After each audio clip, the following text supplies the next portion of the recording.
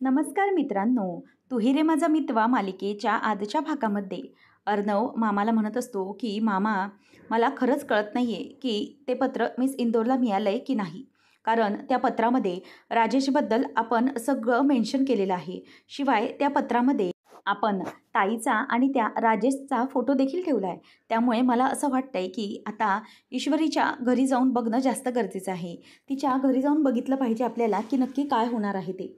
त्याशिवाय आपल्याला काही समजणार नाही. त्यावेळेला मग आता मामा म्हणतो की नको नको, तू असं करू नकोस. जर हे सत्य तिच्या घरातल्यांना समजलं असेल आणि तर त्यातच तू तिथे गेलास आणि ईश्वरीच्या बाबांना जर समजलं की हे पत्र तूच पाठवलं आहे, तर हे सत्य नाकारायलाही ते तयार होणार. आणि तू लक्षात घे, या सत्यावर ते विश्वासच ठेवणार नाही की तू काहीतरी खोटं बोलतोयस असंच त्यांना वाटेल. त्यामुळे प्लीज थोडा वेळ शांत राहा, आपण वाट बघूया. तेव्हा मग अर्णव म्हणतो की मामा, किती वाट बघू यार, आय एम गेटिंग फ्रस्ट्रेटिंग नाव. खरंच कळत नाही आहे मिस इंदोरचं तिला काही समजलं असेल की नाही. तेव्हा मग मामा म्हणतो की थांब, आपण थोडा वेळ वाट बघूया. कदाचित ईश्वरीच्या घरी हे सत्य समजलं आहे म्हणूनच तिचे आई बाबा तिला घराबाहेर पडू देत नसतील तर. त्यामुळे तू जरा थांब, आपण थोडा वेळ वाट बघूया. हरकत नाही आहे थोडा वेळ वाट बघावी लागली तर. आणि तसंही माझी आत्ताच माझ्या माणसाशी बोलणं झालं आहे आणि तो अजूनही तिथे रूमवरच बसला आहे हॉटेलच्या. त्यामुळे त्या राजेशबद्दल आपण काही घाई करायला नको. आणि जर उगीचच तू घाई करायला गेलास आणि एकाचं भलतंच व्हायचं. त्यामुळे तू आता जरा शांतता घे. ईश्वरी समोरून काही बोलते का आपण बघूया आणि त्यानंतरच मग पुढे काय ते ठरवूया. आणि म्हणून तू थोडा थांब, आपण थोडी वेळ वाट पाहू. ठीक आहे, उगीचच बिघडायला नको काही, असं अर्णवला तो सांगतो. आणि अर्णवही नाईलाजास्तव गप्प बसतो. तर देवळातून आता सुप्रिया आलेली असते आणि म्हणते की इशू, नमू, अगं कुठे आहात तुम्ही? अगं मी देवळातून जाऊन आली आहे, तुम्ही कधी चालले आहात? त्यावेळेला मग आता लगेच नम्रता म्हणते की अगं आई, मी तर तयारच आहे आणि इशू मघाशीच तयार झाली होती, हे काय आता निघतो लगेचच. मग सुप्रिया म्हणते की बरं चालेल. नंतर आता तेवढ्यातच सुप्रियाला कॉल येतो आणि कॉल आल्यानंतर तिला धक्काच बसतो. ती म्हणते की काय काय झालं आहे असं म्हटल्यावर आता ती तिथेच गप्प बसते आणि तिचा फोन हातातून खाली पडतो आणि तीही तिथेच खाली थबकते. त्याच वेळेला तिला नमू धरते आणि म्हणते की आई, अगं बोल ना, काय झालं आहे? सुप्रिया रडायलाच लागते. त्यावेळेला नम्रता तिचा फोन घेते आणि हॅलो, कोण? मी नम्रता बोलते आहे असं म्हटल्यावर आता ते तिथून बातमी सांगतात. आणि हे ऐकल्यावर तिलाही धक्का बसतो. ती काय म्हणते की बाबांचा ॲक्सिडंट. आता तीही खूप घाबरते आणि फोन कट करते. ती म्हणते की आई, अगं बाबांचा ॲक्सिडेंट झाला आहे, त्यांना सिटी हॉस्पिटलमध्ये ठेवलं, हे कसं झालं गं? तेव्हा मग आता ईश्वरी तिथे नसते म्हणून दोघेही खूप आणखीनच हादरलेले असतात. मग नमू म्हणते की इशू कुठे गेली असेल, खरंच काही कळत नाही आहे आणि तुम्ही प्लीज थांबा, आम्ही येतो तिथे लगेच पोचतो, असं नम्रता बोलायला लागते. आणि सुप्रिया ही रडत असते. ती हे कसं झालं गं बाबा? तेव्हा मग लगेच नमू म्हणते की ताई, चल आई, आपल्याला सिटी हॉस्पिटलमध्ये ताबडतोब निघायला हवं. आणि ती आईला धरून धरून घेऊन चाललेली असते. त्याच वेळेला आता राजेश हा ज्या ॲक्सिडंट केलेली असते ती गाडी आता घेऊन येतो आणि त्याच्या माणसाला देतो आणि म्हणतो की हे घे गाडी, आता या गाडीचं काम संपलं आहे. तो राकेशचा जो ब्लेझर घातलेला असतो अर्णवसारखा तो उतरवून टाकतो आणि म्हणतो की आता ही गाडी अगोदर जशी होती तशी पूर्वीसारखी बनव आणि आता हे काम झालेलं आहे, घेऊन दे माणसाला ती गाडी, असं म्हणून तो माणूस गाडी घेऊन जातो. आणि राकेश आता मनात म्हणतो की चला, आता या गाडीचा चॅप्टर तर संपला आणि सासरे बुवा, आता हे ॲक्सिडंट घडवलं आहे अर्णवने असं सगळीकडे चित्र निर्माण होणार. आता अर्णव यामध्ये अडकणार असं म्हणून तो खुश होत असतो. त्यानंतर आता इथे घाबरलेली ईश्वरी आता धावत धावत अगदी अनवाणी पायाने रस्त्यापर्यंत पोचलेली असते. बाबा कुठे आहात तुम्ही बाबा, अशी हाका मारत मारत ती रस्त्यापर्यंत पोचते आणि म्हणते की बाबांना काय झालं असेल, काय त्रास झाला असेल बाबांना, असं म्हणून ती आता खूप रडत रस्त्यावर असते. इथे ईश्वरी ही संजयला शोधत फिरत असते आणि तिकडे अर्णव हा ईश्वरीची वाट बघत असतो. ईश्वरी, आहेस कुठे तू, असा विचार त्याच्या डोक्यामध्ये येत असतो. ईश्वरी आता म्हणते की बाबा कुठे आहात तुम्ही, काय झाले तुम्हाला, खरंच कळायला काहीच मार्ग नाही आहे, बाबांना काही झालं आहे का? आणि म्हणून ती इकडे तिकडे सगळीकडे त्यांना शोधत असते. आणि चारी बाजूने बघितल्यानंतर तिच्या लक्षात येतं की कुठेही संजय नाही आहे. काय करायचं हा प्रश्न तिला आता पडलेला असतो. कारण त्यानंतर तिथे बाबा दिसतच नसतात, नक्की गेले तुरे कुठे हे माहीत नसतं. तेवढ्यातच इथे आता अर्णव वैतागतो आणि स्वतः गाडीत बसून तिथून निघतो. कारण आता त्याचे पेशन्स पूर्णपणे संपलेले असतात. अजून मिस इंदोर आली नाही, जवळजवळ तासभर तो तिथे थांबलेला असतो. नंतर तो तिथून निघतो आता अर्णव कंटाळलेल्या अवस्थेतच तिथून गाडीत बसून निघालेला असतो आणि मनातच म्हणतो की मिस इंदोर, आज तू माझ्यासोबत जे काही वागलेस ना त्याबद्दल मी तुला कधीच माफ करणार नाही. तू मला बोलवलेस पण आज तू जिथे आली नाही आहेस, त्यामुळे खरंच मला खूप राग आला आहे. मी आजचा दिवस हा कधीच विसरू शकणार नाही आहे. आज तू जे काही केलं आहे त्याबद्दल मला खरंच खूप चीड येते तुझी, असं म्हणून अर्णव गाडीतूनच निघालेला असतो. तर ईश्वरी अर्णवची गाडी ज्या रस्त्याला असते त्याच रस्त्यावर अर्णव असतो आणि त्याच रस्त्यावर आता ईश्वरी ही मागच्या साईडला वळून बघत असतानाच अर्णवची गाडी बाजूनेच पास होते.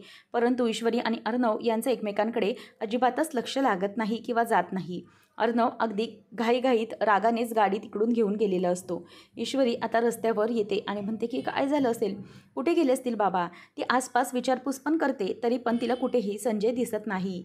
आता चालत चालत पुढपर्यंत येते पण संजय भाजी मंडईमध्ये असताना कुठे गेला असेल असा विचार तिला पडलेला असतो आणि ती त्याच रस्त्याने पुढे पुढे चालत आलेली असते. आजूबाजूच्या माणसांना चौकशी करत बिचारी थकलेली असते. अगदी रस्त्यातून उन्हामधून घामाघूम होत ती रस्त्यावर चाललेली असते.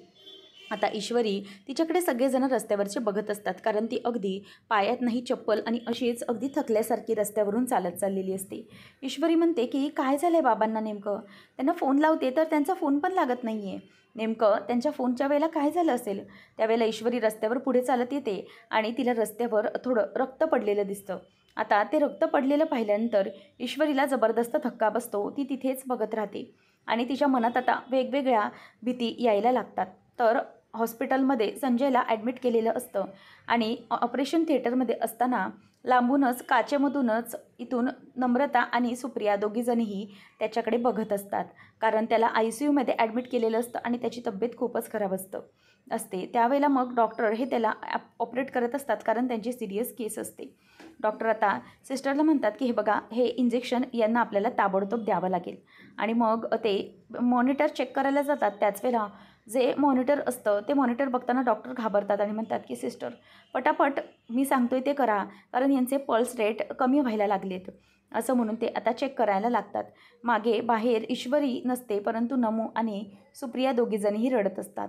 अर्णव मात्र खूप चिडलेला असतो. तो म्हणतो की डॅमेट, आता मला काहीही करता येणार नाही आहे.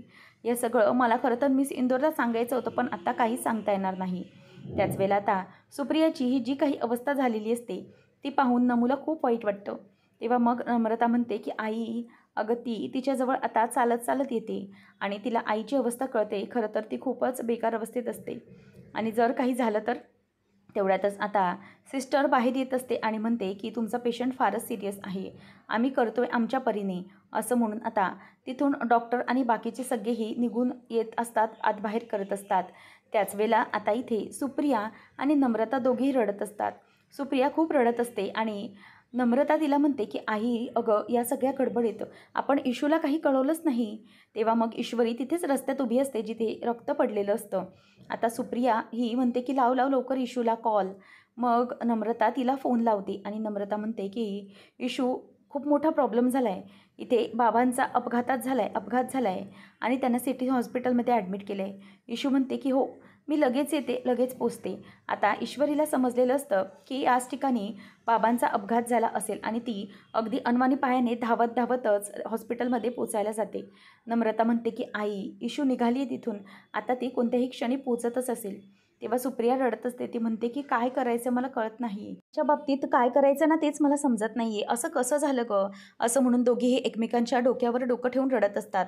दोघींनाही सावरायला कोणीही नसतं. खूप दोघीही अगदी रडत राहिलेल्या असतात. त्याच वेळेला आता इथे नमू म्हणते की आई प्लीज शांत हो, होईल सगळं नीट होईल, नको काळजी करूस. त्याच वेळेला डॉक्टर हे आतमध्ये असतात आणि त्यांना लक्षात येतं की संजयची तब्येत ही जराशी बिघडत चाललेली आहे आणि त्यामुळे ते डॉक्टर सारखे सारखे पल्स रेट चेक करत असताना ते लो झालेले असल्यामुळे पटकन इंजेक्शन देतात.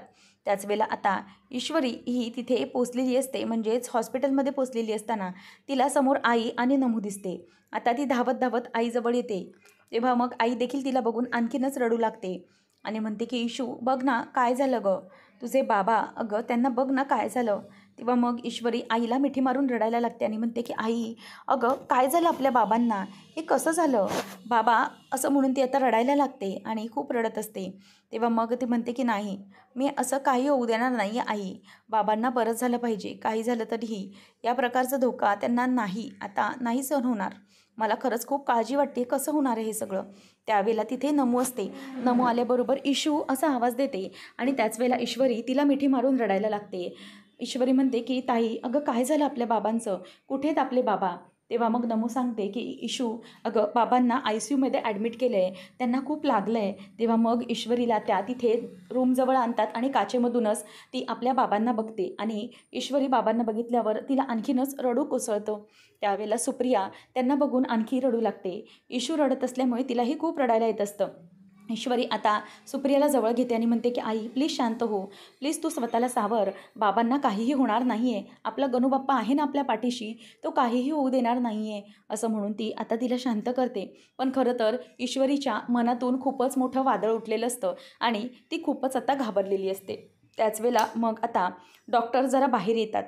मग सुप्रिया आणि इशू विचारते की काय झालं आहे, ते ठीक तर आहेत ना. त्यावेळेला डॉक्टर म्हणतात की हो, आम्ही आमच्या पद्धतीने खूप प्रयत्न करतो आहे, आम्ही खूप प्रयत्न केला त्यांना उठवण्याचा, परंतु ते बेशुद्ध आहेत, ते अजून उठलेलेच नाही आहेत, शुद्धीवर नाही आलेत.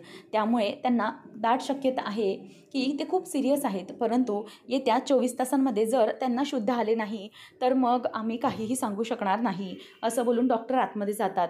आता सुप्रिया तिथल्या तिथेच पुन्हा खाली बसते आणि तिच्या अंगातून अगदी प्राण निघून गेल्यासारखे झालेले असतात.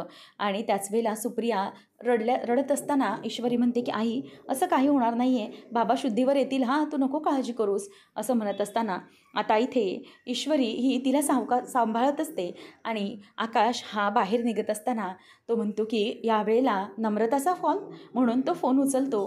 तेव्हा नम्रता म्हणते की आकाश सर, आणि ती रडायला लागते. आकाश म्हणतो की नम्रता काय झालं, तू रडतेस, एनी प्रॉब्लेम, काय असेल तर सांग, तिथे काही इश्यू तर नाही आहे ना. असं म्हटल्यावर ती म्हणते की मोठा प्रॉब्लेम झाला आहे सर, बाबांचा ॲक्सिडेंट झाला आहे आणि ते ICUमध्ये आहेत. तो म्हणतो की व्हॉट, ठीक आहे, तू काळजी करू नकोस, मी तिथे पोहोचतो. आणि मग ती म्हणते की आम्ही सिटी हॉस्पिटलमध्ये आहोत. आकाश म्हणतो की हो, मग मी तिथे लगेच पोहोचतो. त्याच वेळेला आता समोरून अर्णवची गाडी येते आणि तो रागाने गाडीबाहेर उतरतो. आकाश त्याला म्हणतो की 1 मिनिट दादा प्लीज थांब. तो म्हणतो की प्लीज आता मी काही बोलण्याच्या मूडमध्ये नाही आहे आकाश, तू तुझ्या लेवलला जे काही आहे ते हँडल कर प्लीज, असं म्हणून तो तावातावाने निघून जातो. प्लीज माझं ऐकून तरी घे. तेव्हाही तो ऐकून घेत नाही. आकाश म्हणतो की जाऊ दे, आता याला सांगण्यामध्ये काहीच पॉईंट नाही आहे. तसंही ईश्वरीच्या बाबांच्या बाबतीत त्याला खूपच चीड असणार आहे, त्यामुळे आता याला काहीच सांगत बसायला नको, आता मलाच काहीतरी केलं पाहिजे, असं म्हणून आकाश आता सिटी हॉस्पिटलमध्ये जाण्यासाठी निघतो. आणि यावेळेला अर्णवला काहीही समजत नाही.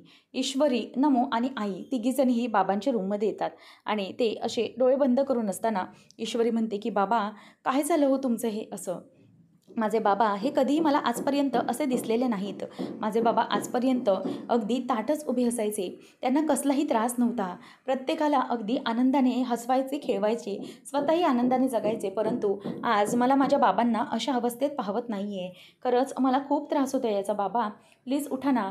जर असं झालं तर मग आपलं इंदोरचे मिठाईचं दुकान कोण चालवणार, आपला तिथे तुमचा फार वचपा आहे ना, तुम्ही जर असेच राहिलात तर कोण येणार, आणि बाबा जर तुम्ही असेच राहिलात तर मग आमच्याकडे कोण येणार, सांगा ना काय होणार आमचं, असं म्हणून आता ती रडत असते आणि म्हणते की बाबा बस झालं हां, तुम्ही आता असे रडत बसू नका, शांत व्हा, प्लीज शांत व्हा, बाबा उठा आता.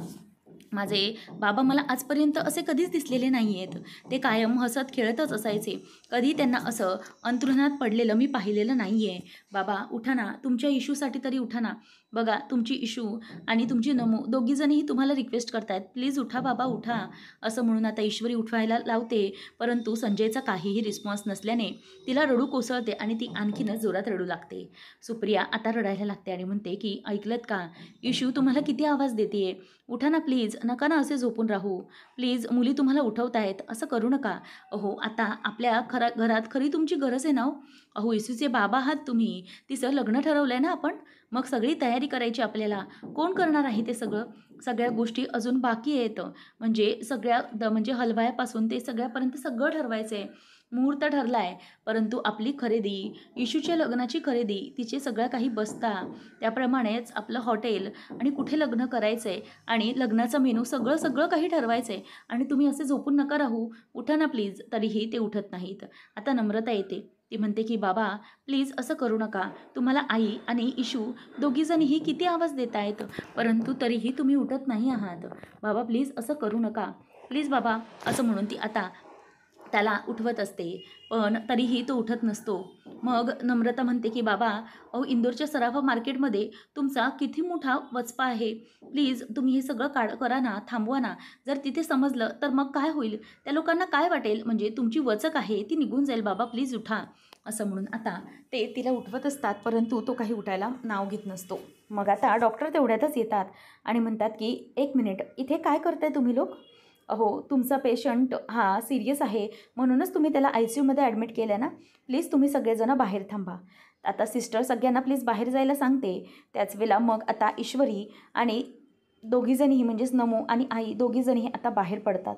ईश्वरी रडत रडतच जाताना बाबांकडे बघत असते, कारण तिला या सगळ्याचा खूपच त्रास होत असतो आणि वाईट वाटत असतं. आता संजय अजूनही शुद्धीवर आलेलाच नसतो.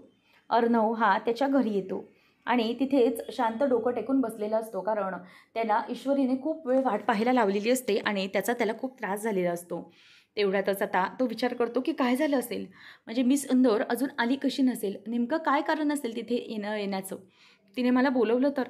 तिथे आता मामा अविनाश अर्णव अर्णव असा आवाज देत येतो आणि म्हणतो की 1 मिनिट अर्णव, अरे ईश्वरी तिथे तुला भेटायला आली नाही, त्याच्यामागे अनेक कारणं असू शकतात, त्यामुळे प्लीज तू असा राग धरून राहू नको.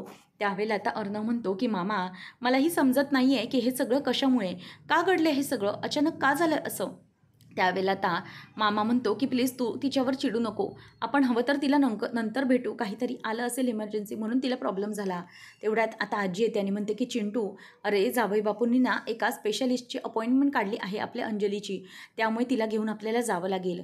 तेव्हा अर्णव विचारतो की ठीक आहे, कधीची आहे अपॉइंटमेंट. तेव्हा आजी म्हणते की अरे आता लगेचच आपल्याला निघावं लागेल, येतोस ना तू. तेव्हा मग तो म्हणतो की होट आजी, तू हो पुढे, येतो मी लगेचच. आणि मग आजी पुढे जाते आणि लगेच ये चिंटू असं म्हणते. मी अंजलीलाही तयार व्हायला सांगते.